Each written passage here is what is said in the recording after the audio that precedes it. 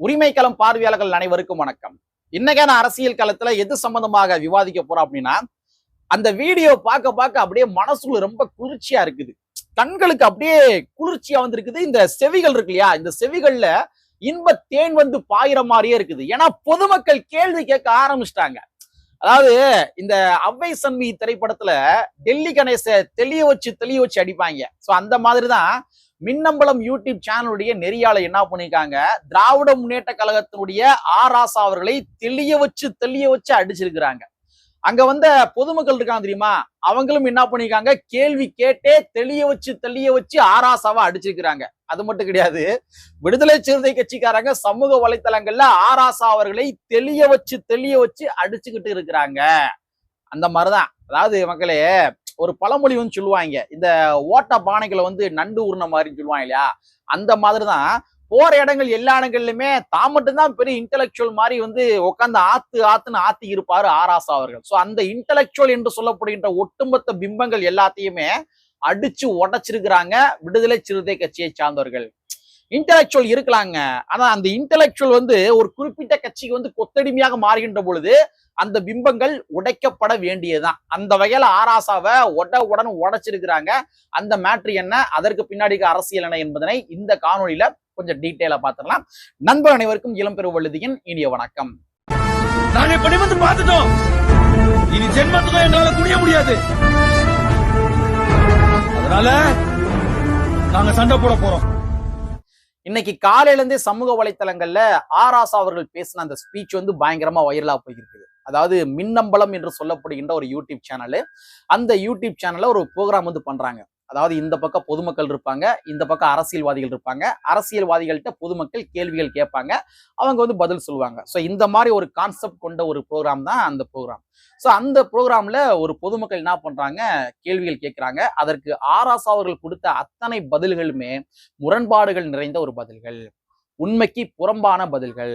அது மட்டும் கிடையாது, விடுதலை சிறுத்தைகள் கட்சியுடைய நிறுவனர் அண்ணன் திருமாவளவன் அவர்களுக்கு எதிராக ஒரு நரேட்டிவ் செட் செய்யும் விதமாக கொடுத்த பதில்கள். அதனாலதான் விசிகாரங்க அதை ஃபைண்ட் அவுட் பண்ணி ராசாவை போட்டு வெளுத்துக்கு இருக்காங்க. சரி, ராசா அவர்கள் பேசினா அந்த ஒட்டுமொத்த ஸ்பீச்ல ஒரு 3 பாயிண்ட் போட்டு நோட் பண்ணி வச்சிருக்கேன். ஸோ இந்த 3 பாயிண்ட்களுக்கு நாம வந்து ராசாவுக்கு பதில் கொடுத்துருவோம். சரிங்களா? அதுல முதல் கேள்வி, அதாவது பொதுமக்கள் கேட்ட அந்த முதல் கேள்வி, அவங்க என்ன கேள்வி கேட்கறாங்க அப்படின்னா, அதாவது திராவிட முன்னேற்ற கழகம் ஒரு சமூக நீதி பேசுகின்ற ஒரு கட்சி அப்படின்னு நீங்க சொல்லிக்கிறீங்க. சமூக நீதி பேசுகின்ற ஒரு கட்சி, சாதி ஒழிப்பு பேசுகின்ற ஒரு கட்சி, பெரியாரியம் பேசுகின்ற கட்சி. அப்பேற்பட்ட கட்சி ஒரு பொது தொகுதியில பட்டியல் சமுதாயத்தை சார்ந்த ஒருத்தரை வந்து வேட்பாளராக ஏன் நிறுத்த முடியல அப்படின்ற ஒரு கேள்வியை வந்து கேட்கிறாங்க.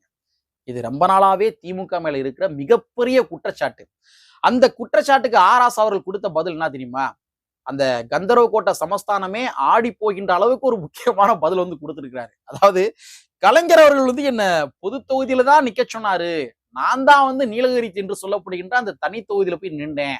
அதுவும் என்னுடைய தாத்தா பாட்டிமார்கள்லாம் வந்து அங்க தேயிலை தோட்டத்துல வேலை பார்த்தாங்க. அதனால அந்த தாத்தா மக்கள், அந்த தேயிலை தோட்ட தொழிலாளர்களுக்கு ஏதாச்சும் நான் செஞ்சிடணும் அப்படின்ற லட்சிய பயணத்தோட தான் நான் வந்து நீலகிரி தொகுதியில வந்து நின்றேன் அப்படின்ற மாதிரி ஒரு உருட்டு ஊட்டினாரு பாருங்க.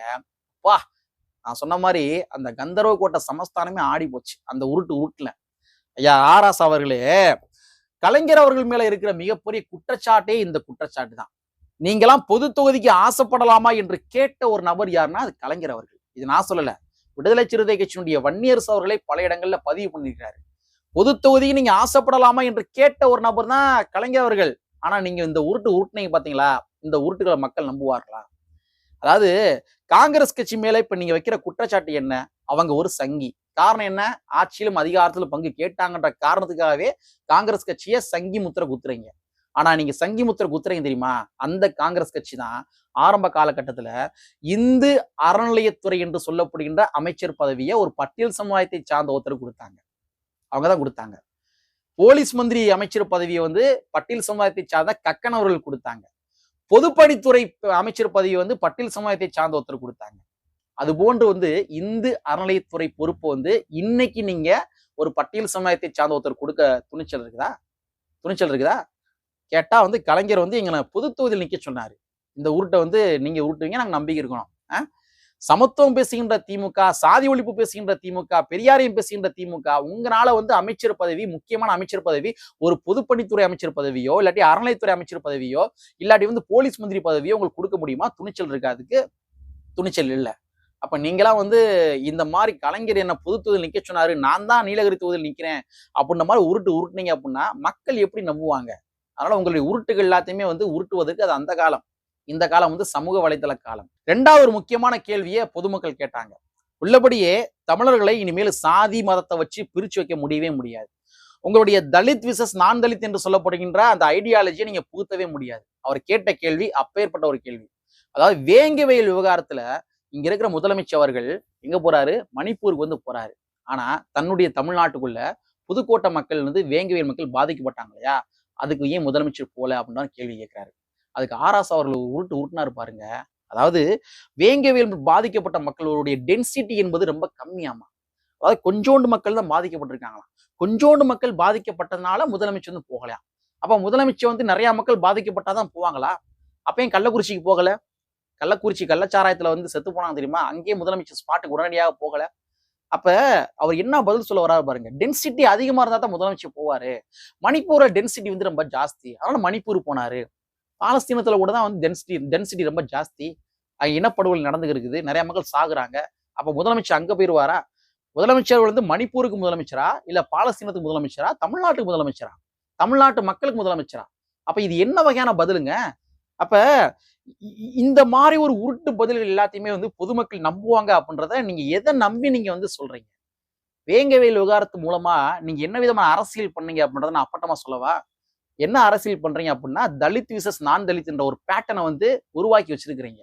நீங்க ஆல்ரெடி உருவாக்கி வச்சிருக்கீங்க. தலித் விசஸ் நான் தலித் இவங்க 2 ஒண்ணு சேர்ந்துடக்கூடாது. 2 சேர்ந்தாங்க அப்படின்னா நமக்கு அரசியல் கிடையாது அப்படின்ற மாதிரி அந்த பேட்டர்னை வந்து ஏற்கனவே உருவாக்கி வச்சிருக்கீங்க. அதை மீண்டும் நிரூபும் விதமாக நீங்க பண்ணியிருக்கிறீங்க. ஏன்னா வேங்கை வயல் விவகாரத்துல வந்து இந்த தமிழர்கள் சாதி மதம் கடந்து எஸ்சி எஸ்டி பிசி எம்பிசி என்று சொல்லப்படுகின்ற அந்த அந்த வகைகள் கடந்து தமிழர்களா ஒன்றிணைந்து கேள்வி எழுப்பினாங்க திமுக. இதுதான் திமுக மிகப்பெரிய நெருக்கடியா வந்து இருந்துச்சு. பாதிக்கப்பட்டவன் தலித் தானே, நமக்கு என்ன அப்படின்ற மாதிரி யாரும் கடந்து போகவில்லை வேங்கை வயல் விவகாரத்துல. திமுக நோக்கி எல்லாருமே கேள்வி கேட்டாங்க. அது பிசியா இருந்தாலும் சரி, எம்பிசியா இருந்தாலும் சரி, எஸ்சியா இருந்தாலும் சரி, எஸ்டியா இருந்தாலும் சரி, பாதிக்கப்பட்டவன் என்று சொல்லப்படுகின்ற அந்த தளத்தின் அடிப்படையில திமுக நோக்கி கேள்வி எழுப்பினாங்க. ஆனா இதுதான் திமுக மிகப்பெரிய தலைவலியா வந்து இருந்துச்சு. அதனாலதான் என்ன பண்ணாங்கன்னா அந்த தலித் விசஸ் நான் தலித் என்ற பேட்டர்னை மீண்டும் உருவாக்குவதற்காக பாதிக்கப்பட்டவனே குற்றவாளியை வந்து ஆக்குனீங்க. இப்ப பாதிக்கப்பட்டவனே குற்றவாளி ஆக்கணுன்னே பொதுமக்களுடைய மனநிலைகள் இருக்கும் தெரியுமா? பொது சமுதாய மக்களுடைய மனநிலைகள் ஒருவேளை இவன் பண்ணியிருப்பானோ அப்படின்ற மாதிரி பேட்டர்னை திட்டமிட்டு உருவாக்குனாங்க. அப்ப திமுகவை நோக்கி ஒட்டுமொத்தமாக தமிழர்கள் என்று சொல்லப்படுகின்ற அந்த ஒரு மையத்திலிருந்து கேட்கப்பட்ட அத்தனை கேள்விகளுமே நீர்த்து போய் வெறும் எஸ்சி எஸ்டி மக்கள் மட்டும்தான் நீதியை கேட்டுக்கொண்டிருக்கின்ற ஒரு சூழலை திட்டமிட்டு திமுக உருவாக்குனாங்க. இது மிகப்பெரிய ஒரு கொடூரமான அரசியல். இதுதான் ஆண்டாண்டு காலத்துக்குமே வந்து திமுக செய்து கொண்டே இருக்கின்றது. ஒரு முக்கியமான ஒரு நபர் செஞ்ச ஒரு விஷயத்தை சொல்றேன் பாருங்க. 2000 காலகட்டங்களில் வந்து உசிலம்பட்டி தொகுதியில் என்ன பண்ணாருன்னா ஒரு முக்கியமான நபர் அவர் என்ன முழக்கத்தை முன்னாடி வச்சாரு தெரியுமா? சிறுத்தைகள் துணிச்சலாக நடமாடும் பொழுது சிங்கங்கள் நடமாடக்கூடாதா அப்படின்ற மாதிரி திட்டமிட்டே சாதிய பிளவை ஏற்படுத்தினார் ஒரு முக்கியமான நபர். அது யாரு தெரிஞ்சா கமெண்ட் பாக்ஸ்ல கமெண்ட்ல போடுங்க. அப்ப இது போன்றுதான் ஆண்டாண்டு காலத்துக்குமே திமுக வந்து திட்டமிட்டே வந்து தலித் விசஸ் நான் தலித் ஒரு பேட்டர்னை உருவாக்குறாங்க. அதே பேட்டர்னை தான் வேங்கை வயல் விவகாரத்திலையும் பண்ணியிருக்கிறாங்க. இந்த அரசியல் எல்லாமே ஆராசாக்கு தெரியும், தெரியாமலாம் இருக்காது. அது தெரிஞ்சும் தெரியாத போல் நடிக்கிறாரு. புரட்சியாளர் அம்பேத்கர் அவர்கள் சொல்லுவார் தெரியுமா? நான் கஷ்டப்பட்டு ஒரு தேரை இழுத்துட்டு போறேன், நீங்க அந்த தேரை வந்து முன்னோக்கி இழுக்க வேணாம், ஆனா பின்னோக்கி தயவு செஞ்சு இழுத்துறாங்கன்னு சொல்லுவா தெரியுமா? அந்த தேரை வந்து பின்னோக்கி இழுக்கின்ற ஒரு நபர் யாருன்னா அது ஆராசா தான். ஒரு தனித்தொகுதி உண்மையாவே வீணடிக்கப்பட்டிருக்கு அப்படிதான் சொல்ல முடியும். சரி, மூன்றாவது கேள்விதான் வந்து ரொம்ப முக்கியமான கேள்வி. வேங்கை வயல் தொடர்பாக ஆராசா பேசுகின்ற பொழுது என்ன பண்ணாரு அப்படின்னா, அப்படியே அண்ணன் திருமாவளவன் வந்து ஒரு சாதிய தலைவர் அப்படின்றத முத்திர குத்துறாரு. திருமாவளவன் போன்ற சாதிய தலைவர்கள் இந்த வார்த்தையை யூஸ் பண்றாரு. திருமாவளவன் போன்ற சாதிய தலைவர். அப்ப என்ன? திருமாவளவன் போன்ற சாதிய தலைவர் அப்படின்னா அப்ப திருமாவளவன் ஒரு சாதிய தலைவர் என்பதனை ஆராசாவன் திட்டமிட்டு நிறுவுறாரு. அவர் எப்பேற்பட்ட ஒரு பொது தலைவர், எத்தனை மக்களுக்காக அவர் பேசியிருக்கிறாரு, பார்லிமெண்ட்ல ஓபிசி மக்களுக்காக எவ்வளவு விஷயத்தை பேசியிருக்கிறாரு. ஆனா திட்டமிட்டு அண்ணன் திருமாவர்கள் பொது சமுதாய மக்களுடைய தலைவராக, விளிம்பு நிலை மக்களுடைய தலைவராக வந்துவிடக் கூடாது என்ற காரணத்துக்காக ஆராசா வச்சே என்ன பண்றாங்கன்னா ஒரு அஜெண்டாவை செட் பண்றாங்க. இதெல்லாம் மக்கள் அறியாம இருப்பாங்கன்னு நினைக்கிறீங்களா? கண்டிப்பா அறிஞ்சிருப்பாங்க. 2017ல ஓபிசி மக்களுடைய இடஒதுக்கீடு, அதாவது மருத்துவ மத்திய தொகுப்புல ஓபிசி மக்களுடைய இடஒதுக்கீடு வந்து என்ன பண்றாங்க, பாஜக திட்டமிட்டு எடுக்கிறாங்க. தமிழ்நாட்டுல இருக்கிற எந்த ஒரு அரசியல் கட்சி தலைவர்களுமே அதை கண்டுபிடிக்கல. ஏன் இந்திய நாட்டுல எந்த ஒரு அரசியல் கட்சி தலைவருமே கண்டுபிடிக்கல. ஆனா அண்ணன் திருமாவர்கள் மட்டும்தான் அதை ஃபைண்ட் அவுட் பண்றாரு.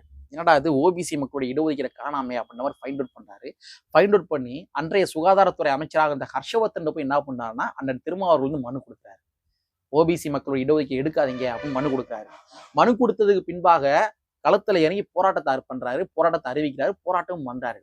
தமிழ்நாடு முழுவதும், இந்தியா முழுவதும் ஒரு பேசுபொருளா மாறுது. என்னடா திருமாவளவன் வந்து கொரோனா ஊரடங்கு காலகட்டத்தில் போராட்டம் பண்றாரு, என்ன மேட்ரு அப்படின்னு சொல்லி ஃபைண்ட் அவுட் பண்றாங்க. அதுக்கு பின்பாக தான் அவங்களுக்கு தெரிய வருகின்றது, ஓபிசி மக்களுடைய இடஒதுக்கீடை வந்து பிஜேபி எடுத்துட்டாங்க, மருத்துவ மத்திய தொகுப்பை எடுத்துட்டாங்கன்ற விஷயம் தெரிய வருது. அதுக்கு பின்பாக தான் அனைத்து கட்சிகளுமே கண்டனத்தை தெரிவிக்கிறாங்க, போராட்டம் பண்றாங்க, கோர்ட்ல கேஸ் போடுறாங்க. அதுக்கப்புறம் தான் மோடி அரசாங்கம் பின்வாங்கி மருத்துவ மத்திய தொகுப்புல ஓபிசி மக்களுக்கு இடஒதுக்கீட்டை மீண்டும் வழங்கினாங்க.